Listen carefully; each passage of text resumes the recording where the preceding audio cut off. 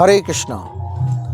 আন্তর্জাতিক কৃষ্ণ ভাবনামৃত সংঘ ইসকনের পক্ষ থেকে নিত্যানন্দ ত্রয়োদশী উপলক্ষে সকলকে জানাই হার্দিক অভিনন্দন, প্রীতি, শুভেচ্ছা এবং বৈষ্ণবীয় প্রণাম। তো আগামীকাল নিত্যানন্দ ত্রয়োদশী, এই উপলক্ষে ইসকন জামুরিয়াতে এই প্রথম বছর শ্রীধাম মায়াপুরের দিব্য নির্দেশনায় আমরা এই নিত্যানন্দ ত্রয়োদশীতে ব্রতী হয়েছি। আজ 30 তারিখ। আজকে সকাল থেকেই মঙ্গল আরতি, গুরু পূজা, ভাগবত পাঠ ইত্যাদির পরে ভগবানের শৃঙ্গার দর্শন আরতি আপনারা দর্শন করছেন।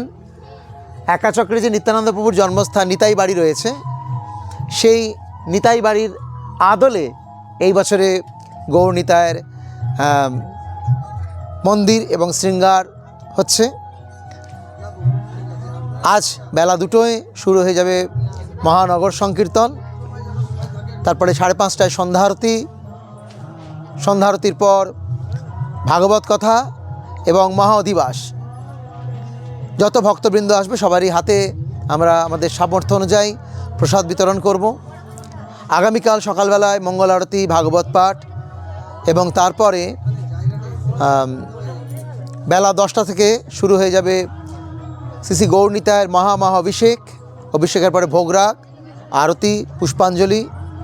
3টে থেকে পুনরায় নিতাই কথা। এরপর সন্ধ্যা 7টায় সন্ধ্যা আরতি এবং কালচারাল প্রোগ্রাম। তারপরে পরের দিন 1 তারিখে আমাদের গৌড়ীয় বৈষ্ণব আচার্য নরোত্তম দাস ঠাকুরের আবির্ভাব এবং মাঘী পূর্ণিমা। সেই দিনকে আমরা প্রায় 12 থেকে 15,000 ভক্তের মধ্যে প্রসাদ বিতরণের আয়োজন রেখেছি। তো সেই প্রসাদ বিতরণ হবে এবং অনুষ্ঠানের সমাপন ঘোষণা হবে। তো এই নিত্যানন্দ ত্রয়োদশীকে মাধ্যম করে জামুরিয়ায় যে ইসকন মন্দির তৈরি হলো বা ইসকন মন্দিরের আমরা পরিকল্পনা করছি, তার শুভ সূচনা। আপনাদের সকলের কায়িক, বাচিক, মানসিক, আর্থিক সব রকমের সহযোগিতা একান্ত কাম্য। আমরা সবাই আপনাদের কৃপার উপর নির্ভরশীল। ভগবানের কৃপায় এবং আপনাদের সকলের কৃপায়, সহযোগিতায় জামুরিয়াতে একদিন বিশাল এক ভব্য মন্দির তৈরি হবে, যা এতদ অঞ্চলের মানুষের মধ্যে কৃষ্ণ ভাবনার বীজ নিহিত করবে। এই আশা রেখে আমাদের এই উদ্যোগ। তো আমি এখানেই বিরাম দিচ্ছি। তো আমরা ইসকন দুর্গাপুর এবং ইসকন আসানসোলের মাধ্যমে এই অনুষ্ঠানটি পরিচালনা করছি।